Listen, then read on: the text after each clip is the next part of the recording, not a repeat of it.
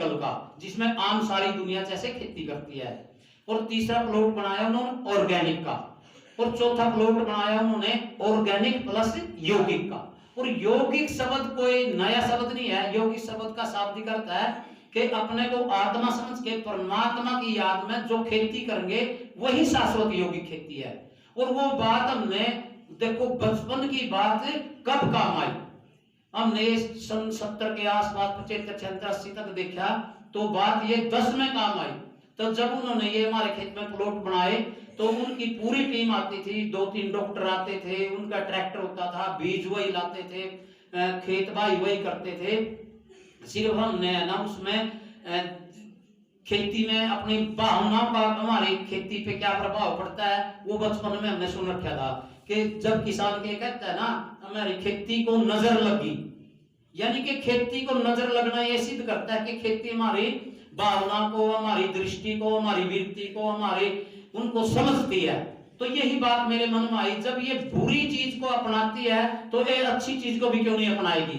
तो मैंने भी अपने खेत में उस प्लॉट में जहां ये जैविक और यौगिक खेती था बिल्कुल नंगे पैर जाता था, उसमें कोई भी शराब पीने वाला, बीड़ी पीने वाला कोई भी अंदर नहीं जाने दिया।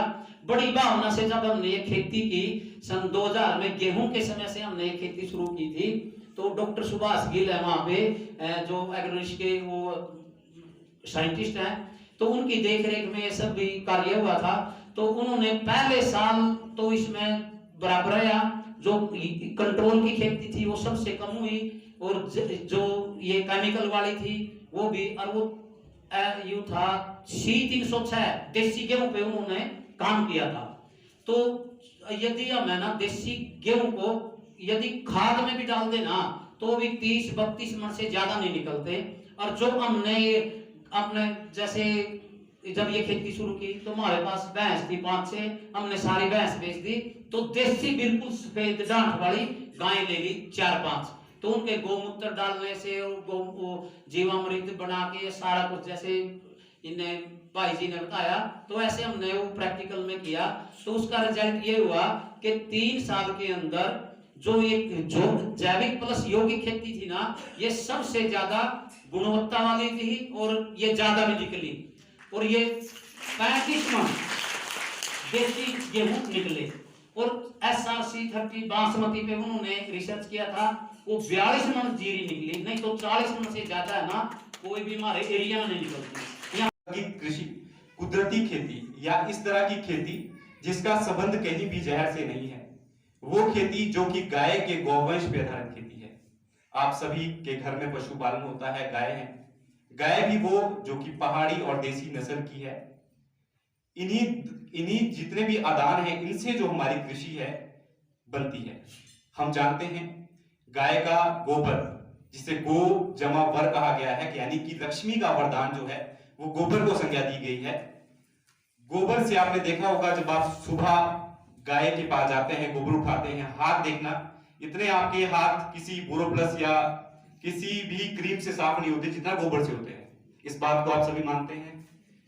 तो जब इस कृषि ने हमारे हाथ की सौंदर्यता को बढ़ाया, तो क्यों नहीं ये कृषि, ये गोबर और गोमूत्र जो है हमारी कृषि के सौंदर्य में 4 चांद लगा देगा। इसी दिशा में हमने काम किया। एक तो नए सीखे थे, करने का प्रॉपर तरीका नहीं था। जैसे मेरे किसान भाई रोहित ने कहा कि इसकी हमने डोज बढ़ाई, तो वाकई हमने डोज बढ़ाई। जो हमें पालेकर जी ने दवाई 300 ml बताई या 1 लीटर बताई, उसकी हमने डोज कहीं डबल कर दी। और अपनी जो मेरी मेन फसल हमारी मार्च में जो लगती है कैप्सिकम, उसमें हमने डोज बढ़ा के इसको शुरू कर दिया। कम एरिया में शुरू किया, आज हम पूरे 100% एरिया में शुरू कर रहे हैं। और कहाँ मैं बात कर रहा था कि गुजारे के लिए 1 लाख का सीजन हो जाएगा, तो इस साल का जो मेरा सीजन रहा नियर अबाउट 13.5 से 14 लाख का रहा है। दिल्ली बॉम्बे तक हमने एक मैं जिस एपीओ से यहाँ जुड़ा हूँ, एक शुरुआत करी। दिवालियों पे हमने सेब, नेचुरल फार्मिंग के सेब, अदरक, कुछ ऐसी चीज़ें, अखरोट और मेरी रेड येलो कैप्सिकम, उसकी एक टोकरी बना के लोगों को दिवाली पे गिफ्ट करी। और हैरानी की बात ये नहीं थी कि हमने वो गिफ्ट करी, लेकिन एक पर्सन को हमने गिफ्ट करी तो वहाँ आसपास के 10, 15, 20 जो लोग थे वो इतने इस चीज़ से प्रभावित हुए, उन्होंने हमसे पूछा, जानकारी लिए और इतने प्रभावित हुए कि ये बहुत अच्छी चीज़ है। आगे आने वाले टाइम में हम इसको आगे खाने वाले जो हैं उनको भी हमें अवेयर करना जरूरी है। बताता है कि भूखे भजन ना होए गोपाला। जब खेती से आमदनी ही नहीं होगी तो मेरा बेटा बेटी किसान क्यों बनेगी? हम क्यों चाहेंगे? उसको लगता है 2000 5000 बद्दी रोटी वाला में मिलेगा, किसी औद्योगिक क्षेत्र में मिलेगा तो कुछ तो मिलेगा।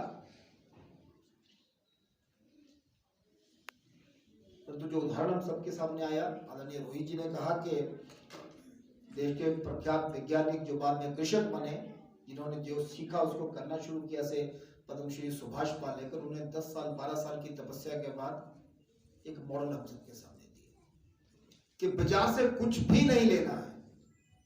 जब हम पढ़ते थे तो बाजार में पेस्टिसाइड की एक दुकान होती थी। आज बाजार में सबसे अमीर कौन है? जो पेस्टिसाइड और फर्टिलाइजर का विक्रेता है। परंतु पैसा किससे निकल रहा है? आपकी जेब से।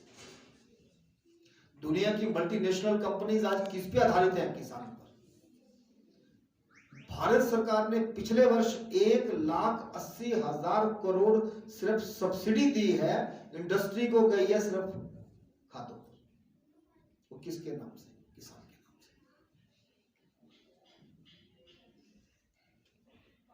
इसलिए जो प्राकृतिक खेती का अभियान चला है और साथ में आज जो यौगिक और शाश्वत कृषि का कंसेप्ट हम सबके सामने रखा, जब प्राकृतिक खेती करनी है तो आध्यात्मिक बनना पड़ेगा।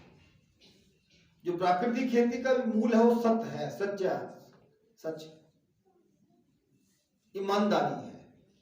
आज हमारे किसानों ने कहा कि हम उस समस्या से भी जूझ रहे हैं कि बाहर कुछ लिखा होता है, अंदर कुछ हुआ होता है। परंतु मैं उदाहरण देता हूं, किसान जो शैलेंद्र जी यहाँ खड़े हुए, जब पहले वर्ष इनकी खेती में कहा कि मेरी टमाटर तो बर्बाद हो गया, मुझे इनके खेत पे जाना था क्योंकि प्राकृतिक खेती हमने शुरू करवाई थी और उस नुकसान की भरपाई कैसे हो सकती है। तो अंत में क्योंकि किसान को जीवित रखना, उसको खड़ा रखना है, तो इनको कहा नहीं आप फंजीसाइड स्प्रे करिए, क्योंकि अब फसल को इतना बचाना है ताकि परिवार भी चले। तो हमारे स्वाभिमान किसान का क्या हो सकता है?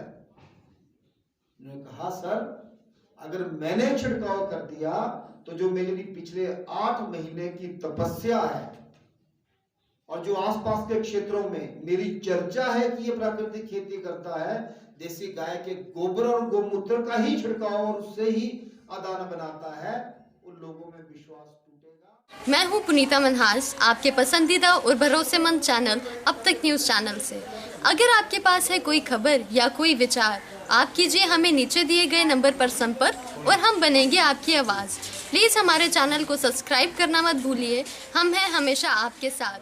धन्यवाद।